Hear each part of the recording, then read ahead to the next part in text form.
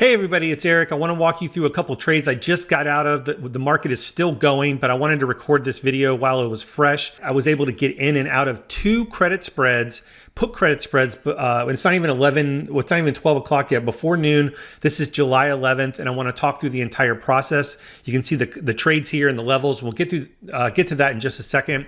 The whole day for me for zero DTE starts with the Alpha Crunching forecast and what that's going to look like. Alpha Crunching is an intraday seasonality indicator that I created that follows the SPX price action. Also, we have ES futures, but we're really focused on SPX because that's where most of my options trading is right now.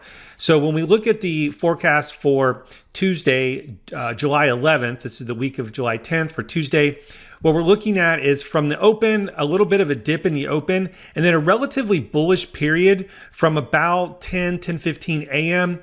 into about 1 p.m.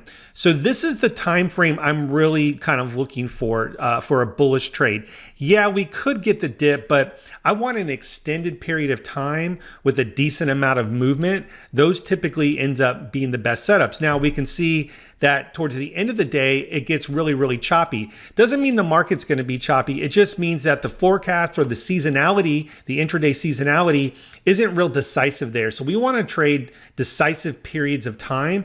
And for this particular day, the most decisive one was a bullish trade, or look for bull setups from about, let's call it 10 o'clock into the lunch hour or so. So that's kind of what I'm going into the market with. So let's flip over to the chart for the day. We can see that we initially had a gap up and we actually got the morning dip. Now, what's not on the chart here is that there was actually a Fed announcement, or a Fed speaker, I should say, at 10 a.m. So I was just going to let the dust settle from that if there was any dust. And so I waited till, the bullish time frame, which was like 10 or 10:15 a.m. to look for a bull trade setup. So 10 o'clock came, we dipped a little bit below. We really just filled the gap from yesterday's close.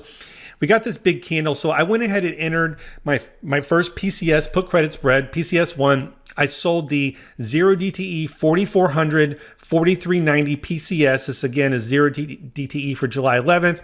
I got a credit of $1.95. I like the 4400 strike. It was, at the time, 10, 15 points out of the money.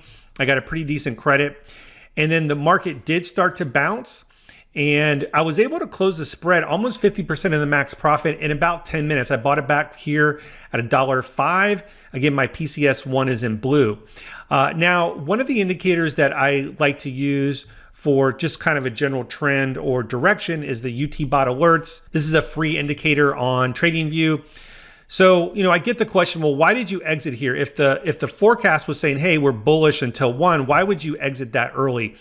And the way that I sort of see it is, once you enter the trade, I'm really looking to exit based on profit target and or levels. I'm not using the indicator totally for entries and exits. It's just more of a general direction. I want to be long during this period, and being long with credit spreads means selling put credit spreads.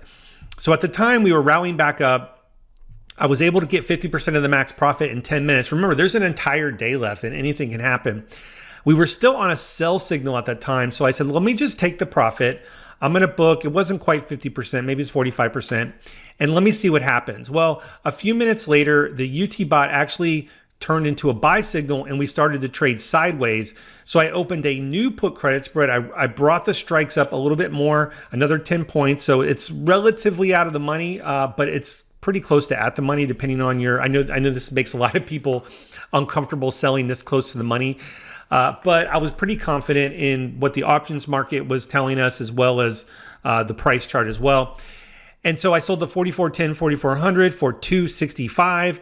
And then I think this is 25, 30 minutes later, I was able to buy it back for $1.75. The reason why I sold, or I bought this back and closed so early, this is maybe, what is that? I don't know, 30% of the max profit, is we were reaching near the high of the day. And I'm going to flip over to Tradeics. I kind of keep this up, and the options market was really, really bullish. We can see calls were going up and puts were relatively flat. But the GEX magnet is kind of like a magnetic area where the market can pull to.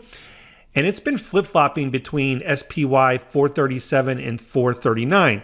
Well, we can see that this white line's SPY, we're trading at 440 or so, and 439 and 437 is way down here. So even though the market is still relatively bullish, I thought, okay, let me just take profit at or near the high of the day. And, you know, again, if we pull back, I can always enter another one. At this point, I'm done for now. Again, I still got about 30 minutes till noon, and we'll see what happens. But I feel like I got a bulk of this move and was able to get off 2 trades. It worked out. I'm probably done for the day, but we'll see. I hope you enjoy this video. Be sure to check out Alpha Crunching if you want to incorporate this into your trading, and we'll see you in the next video.